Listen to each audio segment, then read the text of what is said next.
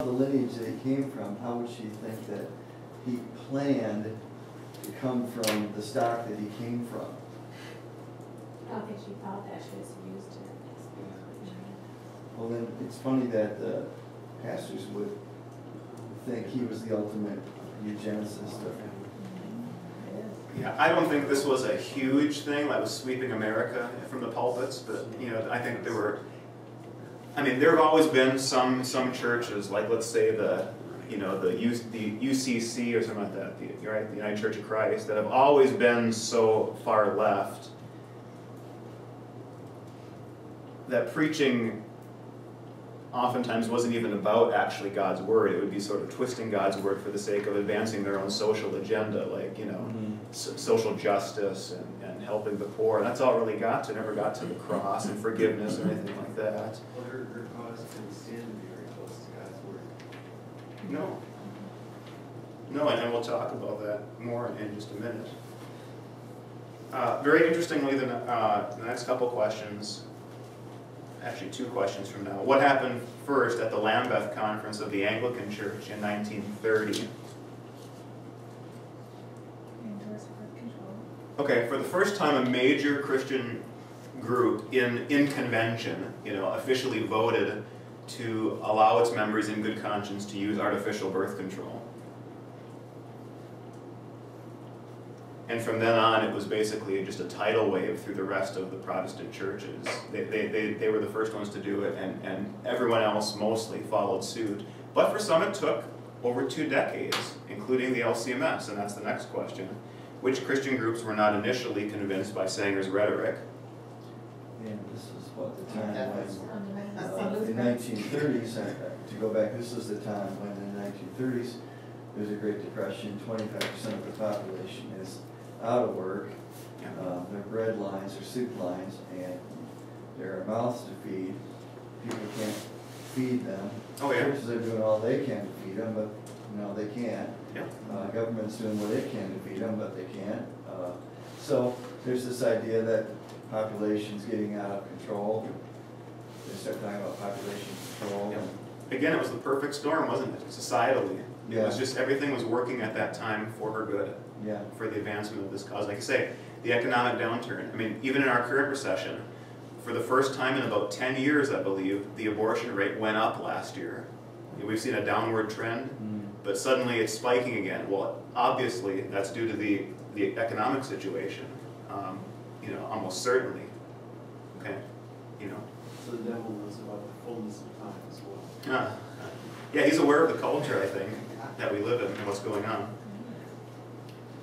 Yeah, so the Christian groups that were not initially convinced by Sanger, well, the Roman Catholic Church never has been, so I'm not going to even include them in this. They were never convinced by her rhetoric. But he said fundamentalists, you know, your right-wing Christian evangelical groups, and the LCMS.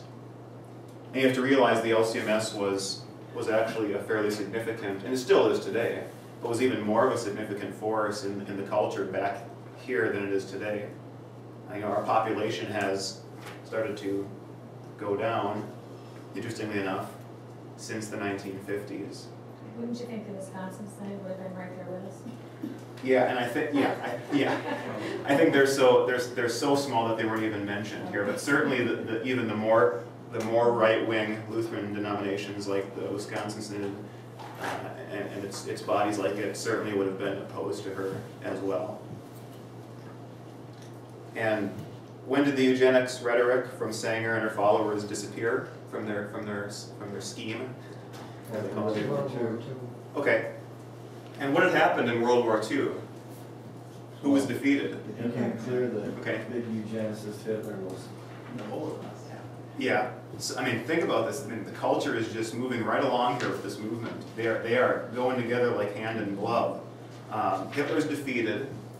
The civil rights movement is probably starting to ratchet up just a little bit, at least in the U.S. You know, we're getting to that point, and it's coming to a head. You know, so shortly after World War II, they dropped that rhetoric. Which Christian group did Dr. Carlson say best countered Sanger's beliefs in terms of being really overt, publicizing documents? Yeah, the Moody Bible Institute, which is still around today. And I couldn't tell you what their take on it is today. Is that Baptist backed or? I believe so. It certainly is in that general direction, at least. Yeah. Are they based in Chicago? Yeah, they The are. Moody Bible Institute. Yeah. Okay. And they publish some fine resources. You know, we can agree with a lot of their stuff, not all of it. I think there's something like that on the shelf. Is there? I thought. Okay. Yeah, I wouldn't be Probably. surprised. Well, getting more personal, how did the LCMS respond to Sanger and her organization, at least at first? And this is kind of by inference. What did she call the LCMS? Did the guest say? Maybe this wasn't an exact quote, but she said, you know, the wicked LCMS or something like that, right? So obviously, initially, our church body was opposed to what she was trying to promote. In fact, you can find Lutheran Witness articles written by Walter A. Meyer the first Lutheran Hour speaker, where he calls Sanger a she-devil and condemns her, everything she stands for in very strong terms. I mean, it's almost hard to believe. It's so strongly worded and confident in his approach to things. And this was put in the official publications of our synod. Okay. When did the LCMS change its course on Sanger?